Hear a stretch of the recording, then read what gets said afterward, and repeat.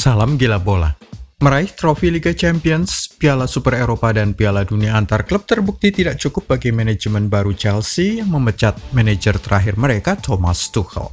Padahal sang manajer Jerman itu memiliki persentase kemenangan di kisaran 60%. Di manakah tempat Thomas Tuchel di antara 13 manajer The Blues sejak era Roman Abramovich yang dimulai pada tahun 2003? Klik dulu subscribe agar kami bertambah semangat.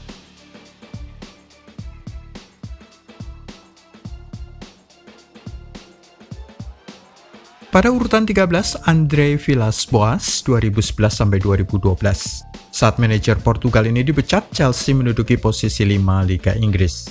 Villas-Boas hanya memenangkan 19 dari 40 pertandingan selama 9 bulan, pergi dengan persentase kemenangan keseluruhan paling rendah dari semua manajer manapun di bawah Abramovich dengan angka 48% saja. Pada urutan 12, Luis Felipe Solari 2008-2009. Usai membawa timnas Brasil menjadi juara dunia 2002, Solari disambut di London dengan harapan sangat besar. Tetapi Chelsea adalah klub pertamanya setelah 7 tahun.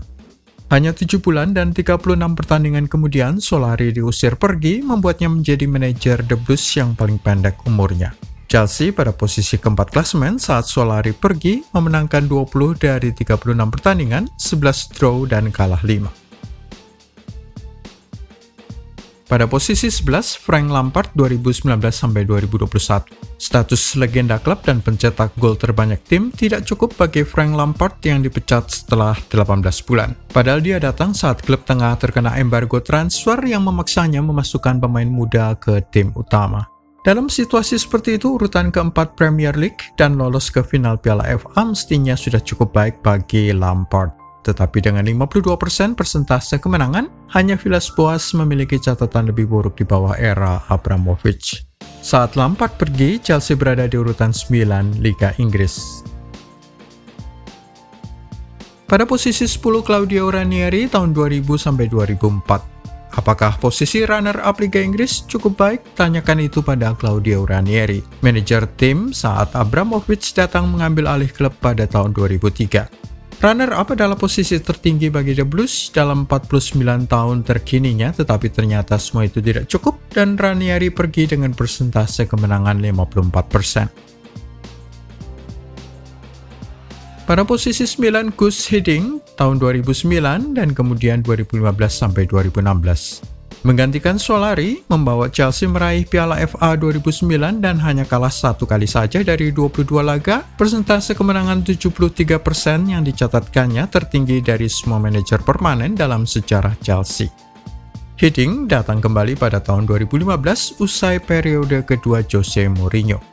Pelatih Belanda itu mengawasi 27 laga pada periode keduanya tersebut, tetapi imbang 11 kali dan hanya menang 10 kali saat Chelsea finish pada urutan ke-10, hasil paling rendah dalam 20 tahun. Pada posisi 8, Rafa Benitez 2012-2013. Chelsea adalah juara bertahan Eropa, tetapi kegagalan lolos dari tahap grup Liga Champions pada musim berikutnya membuat Roberto Di Matteo dipecat dan Rafa Benitez datang. Pelatih Spanyol itu memberi trofi Liga Eropa pertama, tetapi akhirnya finish pada urutan ketiga di Liga Inggris dan persentase kemenangan 58% tidak cukup untuk meyakinkan Roman Abramovich. Pada ranking ke-7, Maurizio Sarri 2018-2019 membawa Chelsea meraih mahkota Liga Eropa kedua dalam waktu 6 tahun setelah yang pertama dan juga finish ketiga di Liga Inggris. Persentase kemenangan Sarri mencapai 62% dan fakta bahwa dia juga membawa Chelsea lolos sampai ke final EFL Cup membuatnya berada di atas Benitez dalam daftar ini, dan Sarri pasti salah satu manajer yang ingin dipertahankan lebih lama oleh Abramovich. Pada ranking ke-6, Avram Grant 2007-2008. Pelatih asal Israel ini mungkin gagal meraih trofi, tapi persentase kemenangan 67% darinya menyamai periode pertama Jose Mourinho. Avram Grant juga membawa The Blues lolos ke final Liga Champions dan final Piala Liga, 2 prestasi yang gagal dikejar Mourinho selama dia berkarir di London. Pada posisi kelima, Roberto Di Matteo 2012. Secara total, Di Matteo hanya memimpin 42 pertandingan sebagai manajer Chelsea, hanya Solari dan Villas-Boas dengan periode lebih pendek. Tetapi kesuksesan yang dia nikmati saat itu tidak akan pernah dilupakan oleh para penggemar. 1 trofi Liga Champions dan 1 FA Cup. Pada posisi keempat, Antonio Conte 2016-2018. Hanya 1 dari 3 manajer yang mengawasi lebih dari 100 pertandingan sebagai bos Chelsea. Chelsea finish pada urutan 10 musim sebelumnya, tetapi Conte mengembalikan The Blues menjadi kekuatan dominan, memenangkan 30 dari 38 pertandingan pada musim pertamanya guna merebut gelar Liga Inggris. Tim London Biru itu juga mencapai final Piala FA, dan meskipun kalah di Wembley, mereka menebusnya pada musim berikutnya mengalahkan Manchester United di final. Namun performa Chelsea turun signifikan pada musim terakhir Antonio Conte, kalah 10 kali dan finish pada peringkat kelima, gagal lolos ke Liga Champions.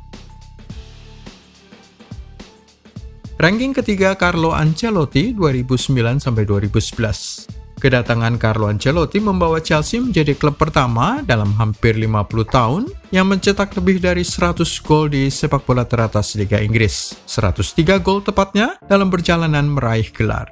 Kurang dari 1 minggu kemudian Chelsea memenangkan Piala FA untuk gelar ganda pertama klub dan 3 trofi setelah juga merebut Community Shield dalam laga kompetitif pertamanya. Dan pada urutan kedua, Thomas Tuchel 2021-22. Sang manajer Jerman menjadi bos Chelsea pertama yang membawa tim lolos ke semua final yang tersedia di depan mereka. Memenangkan Liga Champions 2021, juga meraih UEFA Super Cup dan Club World Cup untuk pertama kalinya dalam sejarah klub. Pada posisi teratas, Jose Mourinho pada periode pertama 2004-2007 dan 2013-2015. Tidak ada pelatih yang lebih sukses daripada The Special One, yang memberi 3 kali juara Premier League, 1 kali FA Cup, 2 kali Piala Liga, dan 1 kali Community Shield dalam 2 periode terpisah di Stamford Bridge.